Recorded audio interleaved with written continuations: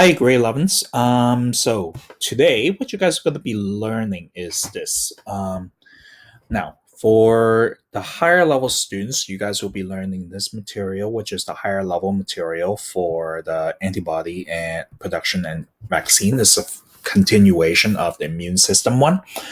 And for standard level students, what I'm going to give you today is actually give you time to actually finish your videos and actually starting the review process.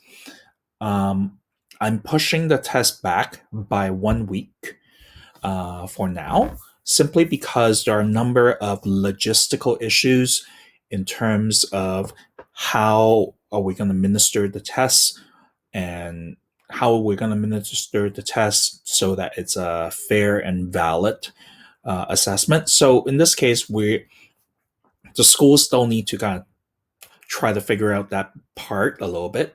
So in this case, I'm going to push the test back a week. Um, that's all the information I have for now. Um, I also haven't decided on the format yet. That's part of the decision that comes up. But standard level students, you should start the reviewing. I will also late not today's lesson, but next lesson we'll do some database questions.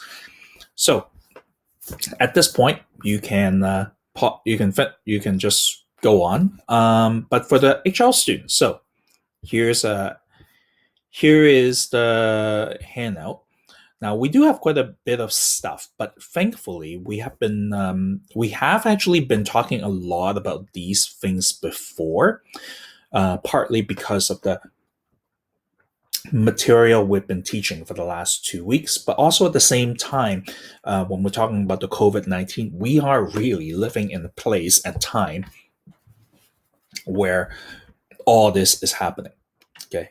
We're going to study about epidemiology. You guys probably, if you listen to the news, heard a lot about vaccines, heard about how pandemic or epidemics are studied. So it is really cool. So um, now I think we're gonna have maybe two videos for this, just so that we can cover the material without making a ridiculously long video. So, first video, let's talk about the antibody production first. It is going a little bit deeper than what you learned in the other lesson about the one about virgin B cells, activated T cells, and stuff like that. So now this part here is something that we always talked about for the last what? Basically, all immune system you have to figure out, be able to tell what is self and versus non-self. Okay, so in this case, it is trying to immune response will try to take out the foreign materials, but not attacking their own self material. Now, one of the things that you will see here is this. Okay, all cells of the body with nuclei or have unique and distinct surface molecule identify itself as self, known as major histocompatibility complex class 1.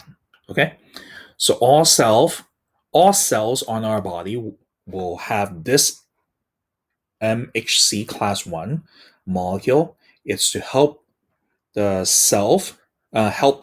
immune self to know that, hey, this cell is part of your own body.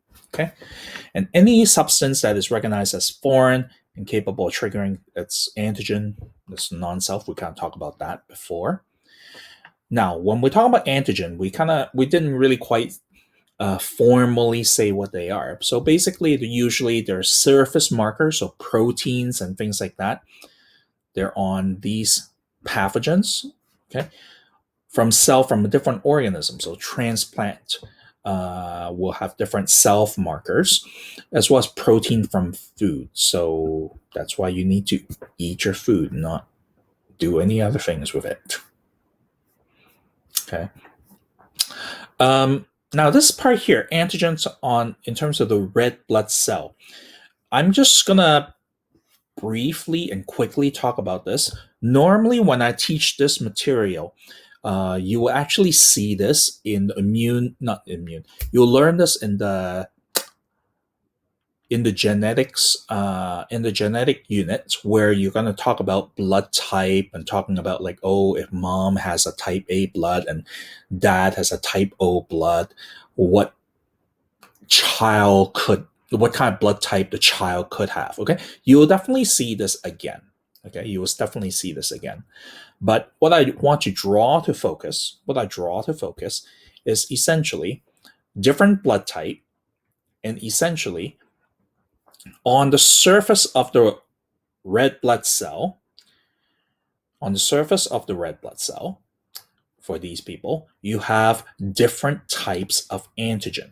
Okay, so type of A blood has A glycoproteins, and so they have to take. So their body is not used to seeing uh, basically the type B antigen. Okay, so their body's not used to seeing that, so they will have antibody in their body against this if they encounter it. Now, if they if you're type B blood, again, they will be used to having the B glycoproteins. So in this case, they can only receive type B blood or type O blood because type O blood doesn't have any antigen on it. Okay, it doesn't have any glycoprotein. So in this case, type A people can take only type A blood that have type A antigen or type O blood. Cannot take type B blood, cannot take type AB blood.